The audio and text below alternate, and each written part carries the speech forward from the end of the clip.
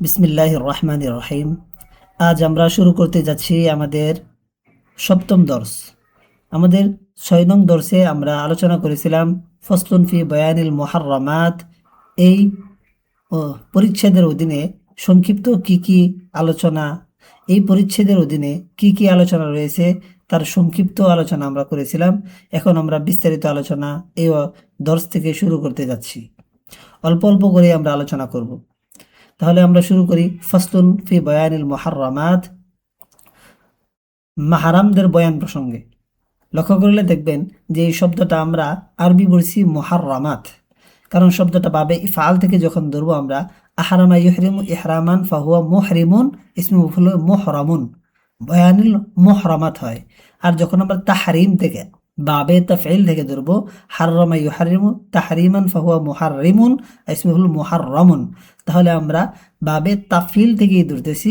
এটাই সবচেয়ে উপযোগী, যদিও আমরা বাংলা বলার ক্ষেত্রে মাহরাম বলে থাকি। মাহরাম এর বর্ণনা প্রসঙ্গে গত অধ্যায়ে গত দর্শে আমরা আলোচনা করেছি মাহরাম কাদেরকে বলে।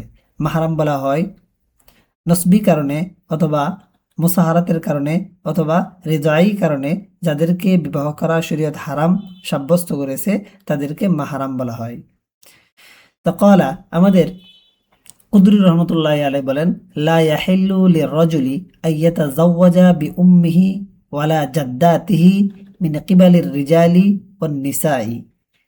পুরুষের জন্য লা ইয়াহিল্লু লিররাজুলি পুরুষের জন্য হালাল নয় আইয়াতাযাওয়াজা বিবাহ করা বিউম্মিহি তার মাকে, পুরুষ তার মাকে বিবাহ করতে পারবে না, ওয়ালা জাদ্দাতিহি এবং তার দাদিকে বা তার নানিকে। জাদ্দাত শব্দটা জাদ্দাতুনের বহুবচন, আর জাদ্দাতুন আরবি ভাষায় দাদি এবং নানি উভয়ের জন্য ব্যবহার হয়। এই জন্য তিনি বলতেছেন মিন কিবালির রিজাল, পুরুষের দিক থেকে জাদ্দাত হোক, ও নিসা বা মহিলার দিক থেকে জাদ্দাত হোক, অর্থাৎ দাদি হোক বা নানি হোক, উভয়কে বিবাহ করা পুরুষের জন্য হারাম। তো এখানে মাকে বিবাহ করা হারাম বলা হয়েছে, দাদি নানিকে বিবাহ করা হারাম বলা হয়েছে। এর দলিল কি? দলিল প্রসঙ্গে তিনি বলতেছেন লিকাউলিহি তাআলা, আল্লাহ তাআলার এই বাণীর কারণে, হুররিমাত আলাইকুম উম্মাহাতুকুম, আল্লাহ তাআলা বলতেছেন তোমাদের উপর হারাম করা হয়েছে তোমাদের মাতাগণকে, ও বানাতুকুম এবং তোমাদের মেয়েদেরকে। তাহলে উম্মাহাত মায়েরা হারাম, বানাত মেয়েরা নিজের মেয়েরা তারা হারাম। তাহলে এখানে লক্ষ্য করলে দেখব আয়াতের মধ্যে পরিষ্কার বলা হয়েছে তোমাদের মাতাগণ তোমাদের জন্য হারাম। এখানেও মাতা আছে, তাই মাকে বিবাহ করা হারাম এর সুস্পষ্ট আয়াতের মধ্যে উল্লেখ পেলাম। কিন্তু দাদি নানিকে বিবাহ করা হারাম এটা তো এই আয়াতের মধ্যে নাই, বরং বানাতের আলোচনা শুরু হয়ে যাচ্ছে। মেয়েকে যে বিবাহ করা হারাম সে আলোচনা শুরু হচ্ছে।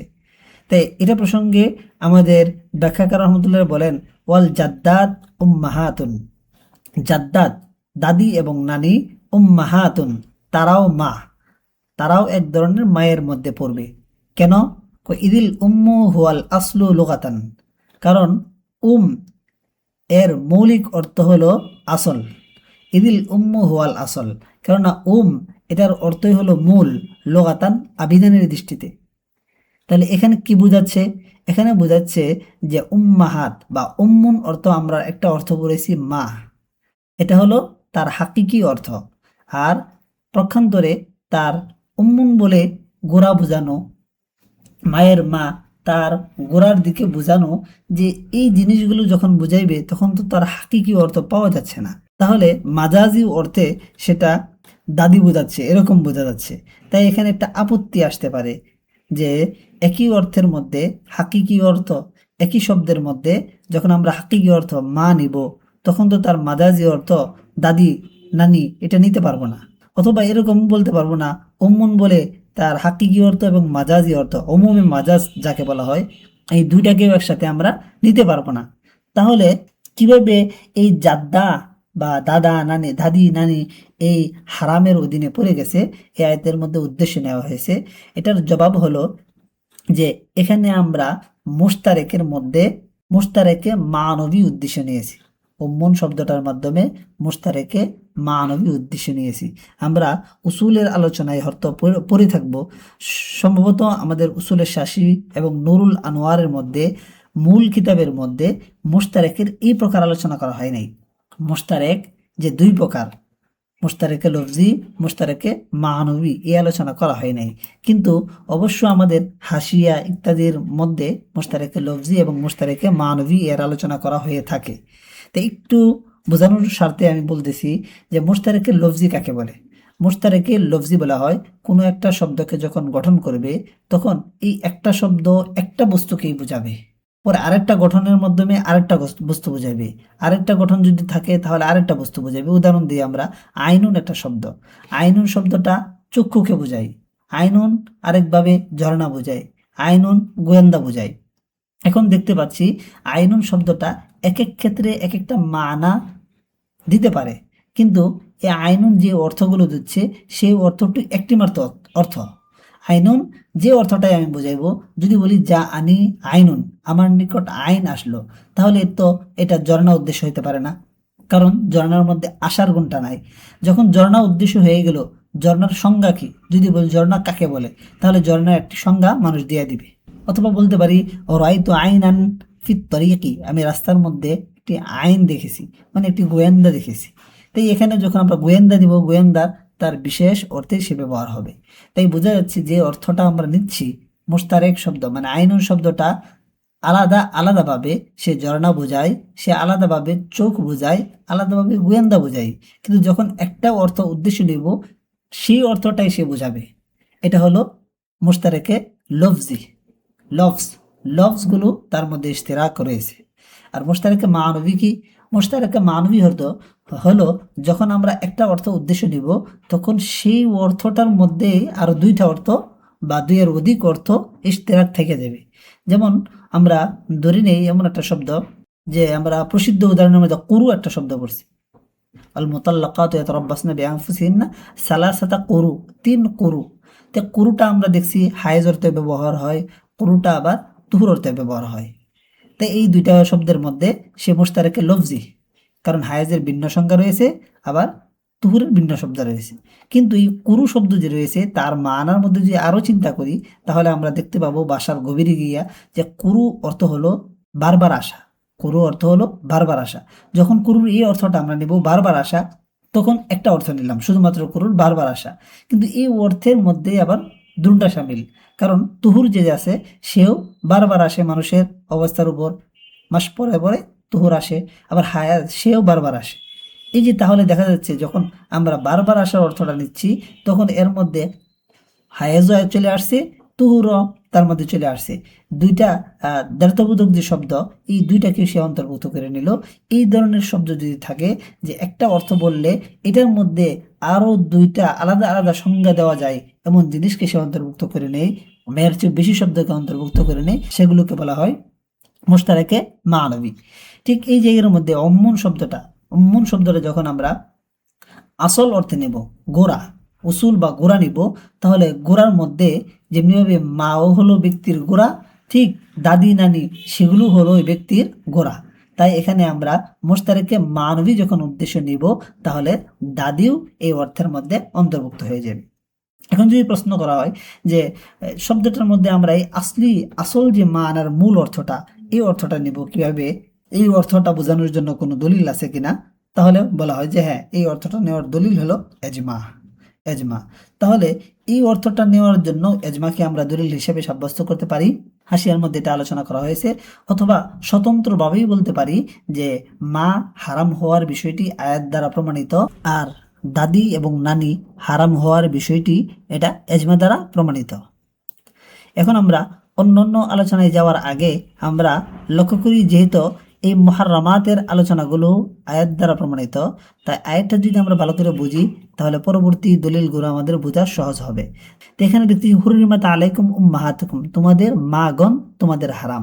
তাহলে এটার মধ্যে আমরা তরজমা বুঝেছি যে মা দ্বারা আপন যে মা, শুধু মা, এটার উদ্দেশ্য হতে পারে, এবং উম্মাহাত দ্বারা আসল যদি মুরাদ নেই, তোমাদের উসুল তোমাদের হারাম, তাহলে এর মধ্যে দাদি নানি তারাও হুরমত সাব্যস্ত হয়ে যাচ্ছে।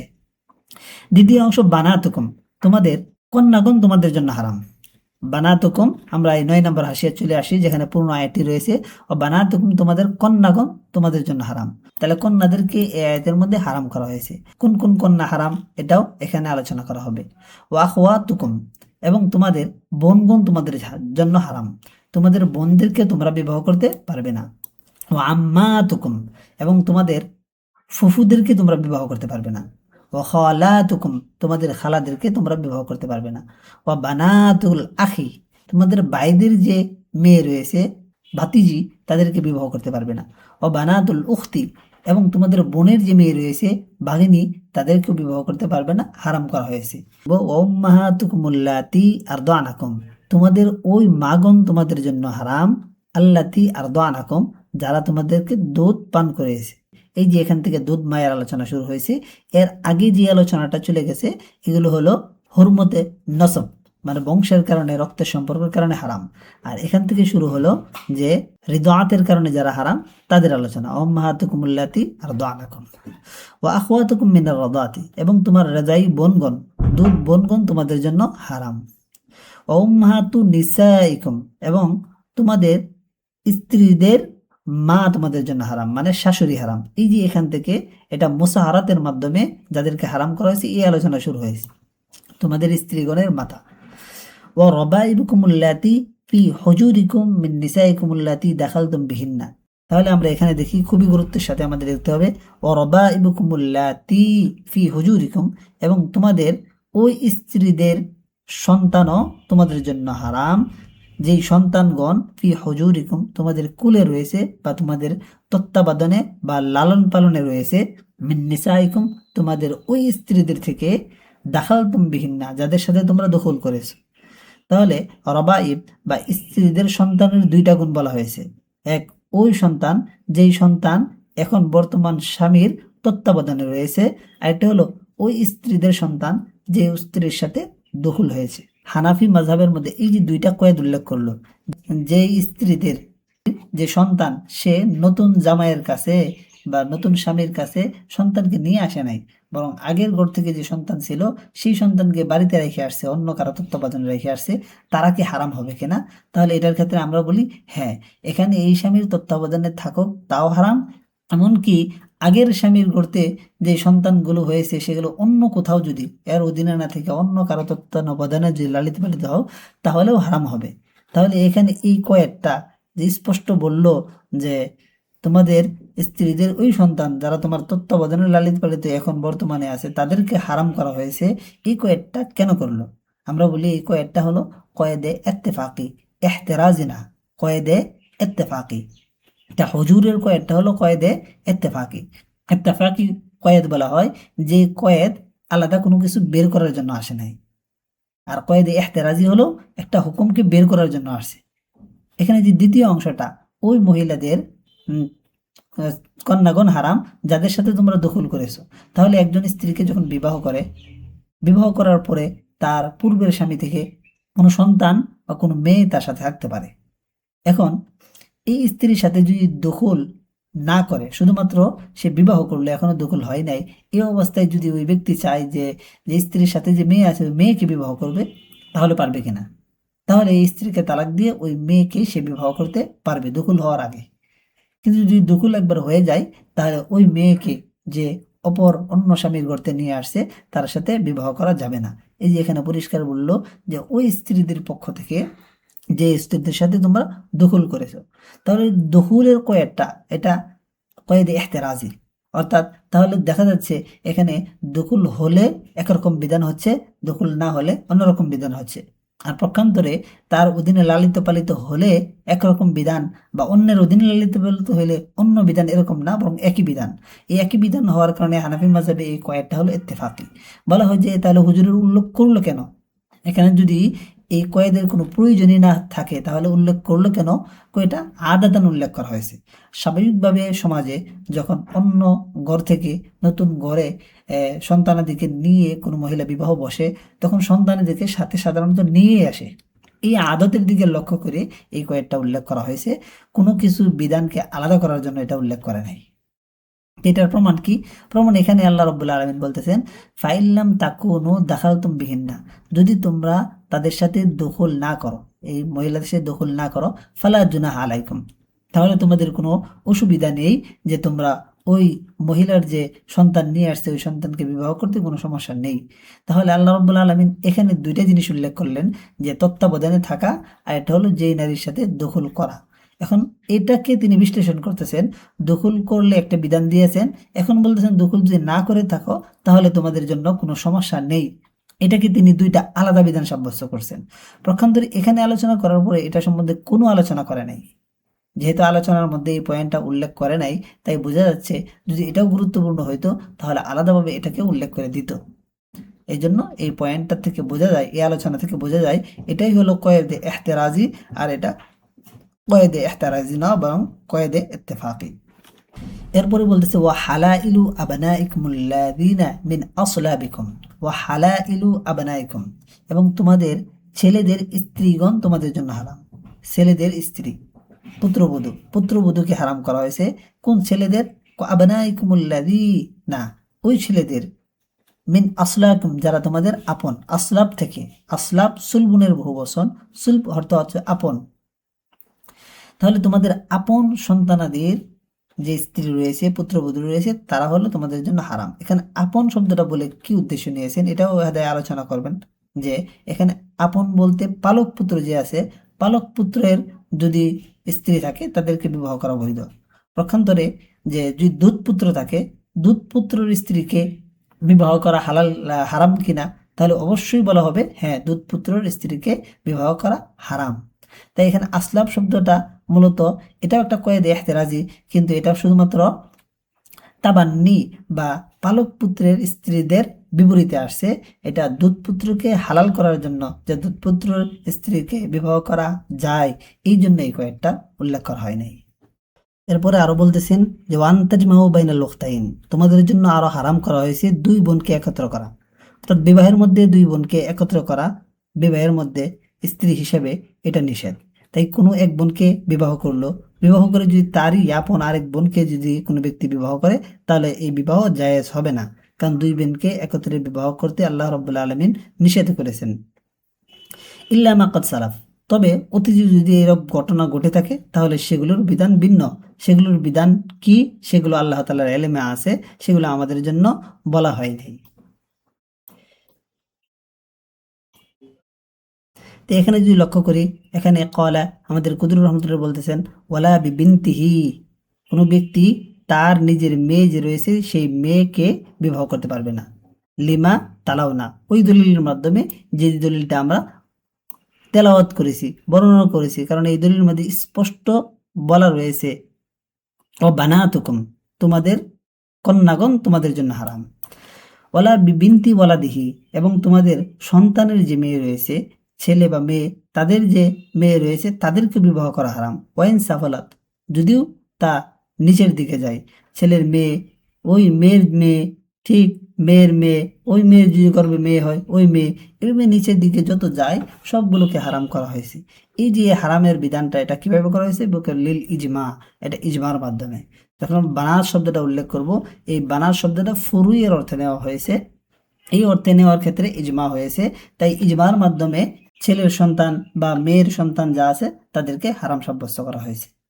ওয়ালা বি উখতিহি, কোনো ব্যক্তি বিবাহ করতে পারবে না। এই যে ওয়ালা, লার পরে ফেল উল্লেখ করে না, কেন উল্লেখ করে না? এখানে যে ওয়ালা ইয়াহিলু লিররাজুল আইয়াতাজাওয়াজা, এতটুকু ফেল সব লায়ের পরে গুণ থাকবে। ওয়ালা না, ওয়ালা ইয়াহিল্লু লিররাজুলি আইয়াতাজাওয়াজা, কোনো ব্যক্তির জন্য বিবাহ করা জায়েজ নাই, লি উখতিহি, তার বোনকে, তার বোনকে বিবাহ করা নিষেধ। এটা কোথায় পাইলাম? ওয়া আখওয়াতাকুম, ওয়া আখওয়াতুকুম, তোমাদের বোনকে বিবাহ করা তোমাদের জন্য হারাম, এখান থেকে পেলাম। ওয়ালা বিবানাতি উখতিহি, এটা আগের মতোই, কোনো ব্যক্তির জন্য বিবাহ করা জায়েজ নাই। বিবানাতি উখতিহি, বোনের যে কন্যা সন্তানরা রয়েছে তাদেরকে বিবাহ করা যাবে না, বোনের কন্যা সন্তানকে বিবাহ করা নিষেধ। ওলা বেবানাতি আখিহি, ভাইয়ের যে কন্যা সন্তান আছে তাদেরকেও বিবাহ করা নিষেধ। এগুলোর দলিল কি? এগুলোর দলিল কোরআনের মধ্যে স্পষ্ট উল্লেখ করা হয়েছে। এখানে ও বানাতুল আখি, ভাইয়ের যে সন্তান কন্যা রয়েছে তাদেরকে বিবাহ করা যাবে না। ও বানাতুল উখতি, বোনের যে কন্যারা রয়েছে তাদেরকেও বিবাহ করা যাবে না। ওলা বি আম্মাতিহি, ওলা বি আম্মাতিহি ফুফুকে বিবাহ করা যাবে না, ওলা বি খালাতিহি খালাকে বিবাহ করা যাবে না। এটাও দলিল কি?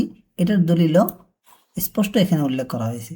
এই যে দেখেন এখানে লিআন্না হুরমাতুহুন্না, তাদের হারাম হওয়ার বিষয়টি মানসুসুন আলাইহা, সুস্পষ্ট নসের মধ্যে উল্লেখ করা হয়েছে। ফিহাদিল আয়াত, এই আয়াতে সুস্পষ্ট উল্লেখ করা হয়েছে। মানসুস, নস, নস থেকে মানসুস ইসমে মফুলের সিগা। নস, নসের অর্থ কি? নসটা বিভিন্ন অর্থে ব্যবহার হয়।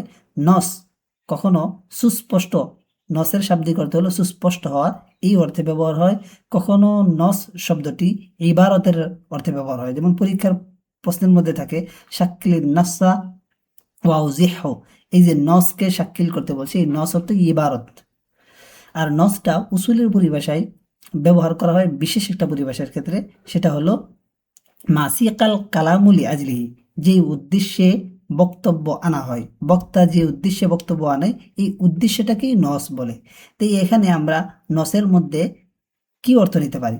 তাহলে যদি আমরা এই নসের অর্থ সুস্পষ্ট নেই, তাহলে অর্থ হচ্ছে এই আয়াতের মধ্যে মানসুসুন আলাইহা, যেই বিষয়টি সুস্পষ্টভাবে উল্লেখ আছে, এই আয়াতের মধ্যে খালা এবং আম্মাতের কথা সুস্পষ্ট আছে, এই উদ্দেশ্য নেওয়া যায় নসের। নস অর্থ যদি এবারত নেই, তাহলে অর্থ হচ্ছে এই আয়াতের মধ্যে যার এবারত উল্লেখ আছে, তাহলে এটা ততটা সুন্দর বা মিলতেছে না, তাহলে এবারত অর্থটা এখানে নেওয়া যাবে না। আর নস অর্থ যদি আমরা পারিভাষিক উসুলে ফিকহের পারিভাষিক অর্থটা নেই, যে এই আয়াতের মধ্যে যাদের হারাম হওয়ার বিষয়টা উদ্দিষ্টভাবে উল্লেখ আছে, মানে উদ্দেশ্যই করা হয়েছে, তাহলে এটাও ঠিক আছে এই অর্থটা। কারণ এই আয়াতটাই নাজিল হয়েছে হারাম করা সম্পর্কে, যাদেরকে মাহারাম সাব্যস্ত করা হয়। আর মাহারাম সাব্যস্ত করার যে লিস্ট আছে, প্রত্যেকটাই মূলত আল্লাহ রব্বুল আলামিন হারাম করার উদ্দেশ্য, তাই এই অর্থেও এখানে নেওয়া যাবে। তাহলে আমরা সাধারণ অর্থ বলবো লিআন্না হুরমাতুহুন্না মানসুসুন আলাইহা ফি হাদিল আয়া, কারণ এই দাদি নারী তাদের হারাম হওয়ার বিষয়টি মানসুসুন আলাইহা সুস্পষ্ট উল্লেখ রয়েছে, বা এই বিষয়ে সুস্পষ্ট নস এসেছে ফি হাদিল আয়া, এই আয়াতের মধ্যে। ওয়াতাদখুলু ফিহা আল আম্মাতুল মুতাফাররিকাতু ওয়াল খালাতুল মুতাফাররিকাতু, এখন বলতেছে এই নিষিদ্ধতার মধ্যে ওয়াতাদখুলু ফিহা আই ফি হুরমতিহিন্না, এই যে এই ফুফু এবং খালা যে হারাম করা হয়েছে, ফুফু এবং খালার হুরমতের মধ্যে বিচ্ছিন্ন ফুফু এবং বিচ্ছিন্ন খালা তারা প্রত্যেকেই অন্তর্ভুক্ত হয়ে যাবে। বিচ্ছিন্ন ফুফু কারা, বিচ্ছিন্ন খালা কারা, তারা বোঝার জন্য নিচে আমরা দেখতে পারি মিনাল আবওয়াইন, মিনাল আব ও মিনাল এই সংক্ষিপ্ত বর্ণনার মাধ্যমে বিচ্ছিন্নতার পরিচয় দেওয়া হলো। উদাহরণস্বরূপ আমরা যদি দেখি ফুফুর ব্যাপারটা, ফুফু, ফুফু কাকে বলা হয়? পিতার বোনকে ফুফু বলা হয়। তাহলে পিতার যে বোনটা রয়েছে, সে হয়তো তার আপন বোন হবে, অর্থাৎ এই বোন এবং পিতা একই পিতা মাতা থেকে, একই এই বোন আর পিতা উভয়ের বাপও একজন, উভয়ের মাও একজন, তাহলে এটা হলো হাকিকি বোন। পক্ষান্তরে যদি তাদের পিতা একজন হয়, মাতা ভিন্ন হয়, তাহলে এই যে ব্যক্তি রয়েছে, এই ব্যক্তির পিতা, অর্থাৎ যে ব্যক্তি আমরা ধরতেছি তার পিতা দুইটা বিবাহ করছে, তাহলে একজনের ঘর থেকে পিতা হইল, আরেকজনের ঘর থেকে আরেকটি মেয়ে হইল, আরেক স্ত্রীর গর্ভে, তাহলে ওই স্ত্রী আর ওই স্ত্রীর যে মেয়েটা হইলো, ওই মেয়ের সম্পর্কে এখানে যে পিতা রয়েছে, পিতার সম্পর্কটা এটাও কিন্তু ভাই বোন, কিন্তু আপন ভাই বোন না, সৎ ভাই বোন। এই সৎ ভাই বোন যে আছে, এটাকে বলা হয় আল্লাতি ভাই বোন, এটাকে বলা হয় আল্লাতি ভাই বোন। পক্ষান্তরে যদি পিতা ভিন্ন হয়, মাতা একজন হয়, অর্থাৎ এই পিতা যেই মায়ের সন্তান, এই ফুফু যে আছে সে ওই মায়ের, কিন্তু পার্থক্য হইল যে এই ফুফু তার মায়ের গর্ভ থেকে হয়েছে তখন যখন তার মা তার মা আগে এক জায়গায় বিবাহ করেছিল, বিবাহ করার পরে তার থেকে এই ফুফুটা হয়, মানে এই মেয়েটা হয়। অতঃপর ওই স্বামী সে মারা গেছে অথবা তালাক দেওয়া হয়েছে, বিবাহ বিচ্ছেদ হয়ে গেছে, তখন নতুন স্বামীর সাথে তার বিবাহ হয়। নতুন স্বামীর যখন বিবাহ হয়, তখন ওই স্বামীর অধীনে থাকা অবস্থায় এই ছেলের জন্ম হয়। তাহলে এই ছেলে আর এই মেয়ে তারা দুইজন হইল ভাই বোন, মা একজনই কিন্তু পিতা তাদের ভিন্ন, এটাকে বলা হয় আখিয়াফি ভাই বোন। তাই এটাকে এই তিন প্রকার যে ভাই বোন পেলাম, তাহলে ফুফু তিন ধরনের হবে এই দৃষ্টিতে, খালাও তিন ধরনের হবে। তাই সংক্ষেপে ভাবে এখানে বলা হয়েছে মিনাল আবওয়াইন, এই ফুফু আর পিতা উভয়ের আবওয়াইন, উভয়ের পিতা মাতা থেকে হবে, পিতা মাতা এক থেকে তারা যদি হয় তাহলে আছে হাকিকি, আও মিনাল আব অথবা বাপ শরীক, শুধুমাত্র এক বাপ থেকে তারা হয়েছে কিন্তু মা তাদের ভিন্ন, মা ভিন্ন বাপ এক, তাহলে এটা বলবে আল্লাতি। মিনাল মা শরীক, শুধু মা থেকে, মানে তাদের দুইজনের মা এক, বাপ ভিন্ন, তাহলে এটা হলো আখিয়াফি। ঠিক ফুফুর ক্ষেত্রেও একই বিধান, খালার ক্ষেত্রেও একই বিধান, যে মায়ের বোন, খালা বলা হয় মায়ের বোনকে। তাই মায়ের বোনগুলো সে বাপ এবং মা উভয়ই এক থাকতে পারে, অথবা মা ভিন্ন বাপ শরীক হইতে পারে, তাহলে এই খালাটা হয়ে যাবে আল্লাতি খালা। আর মা এক বাপ ভিন্ন, তাহলে এটা হয়ে যাবে আখিয়াফি খালা। তাহলে এখানে মুতাফার রাকাত, এখানেও মুতাফার রাকাত দ্বারা এই বিচ্ছিন্ন ফুফু, বিচ্ছিন্ন খালা দ্বারা এটাই উদ্দেশ্য। এরপরে বলতেছেন ওয়া বানাতুল ইখওয়াতিল মুতাফাররাকিন। ইখওয়াতিল মুতাফাররাকিন, বিচ্ছিন্ন ভাই রয়েছে, বিচ্ছিন্ন ভাইয়ের যে কন্যা সন্তানরা রয়েছে তারাও হারাম। তাহলে বিচ্ছিন্ন ভাইয়ের কন্যা সন্তান আমরা তাহলে এভাবে যেরকম বাপ শরীক, মা শরীক, খালা সাব্যস্ত করলাম, ফুফু সাব্যস্ত করলাম, ঠিক ভাইও আমাদের কি হইতে পারে, বাপ শরীক হইতে পারে, মা শরীক হইতে পারে। ওই ভাইয়ের যে সন্তান, বাপ শরীক ভাইয়ের মেয়ে থাকলে তারাও হারাম, মা শরীক ভাইয়ের যে মেয়ে আছে তারাও ব্যক্তির জন্য বিবাহ করা হারাম হবে। লিয়ান্না জিহাতুল ইসমি, কেননা নামের দিকটা, জিহাতাল লিয়ান্না জিহাতাল ইসমি, কেননা নামের দিকটা আম্মাতুন ব্যাপক। কারণ এখানে আম্মাত, খালাত, বানাত এই শব্দগুলো যে বলা হয়েছে, এই শব্দগুলো আম শব্দ, সমস্ত বানাতকে সে অন্তর্ভুক্ত করবে, যত ধরনের বানাত হইতে পারে, সমস্ত ধরনের খালা, সমস্ত ধরনের ফুফু, সকলকে অন্তর্ভুক্ত করবে। তাই যেহেতু জিহাতুল ইসমি, ইসিমের দিকটা এখানে আম মাতুন ব্যাপক, এই ব্যাপকতার উপর, এই অমুমের উপর আমল করতে গিয়ে এই সবগুলোকে বিবাহ করা হারাম হয়ে যাবে। কলা, এখান থেকে আমাদের হুরমতে মুসাহারাতের মাধ্যমে যারা হারাম তাদের আলোচনা শুরু হচ্ছে। এটা পরবর্তী দর্শে আমরা আলোচনা করবো ইনশাআল্লাহ।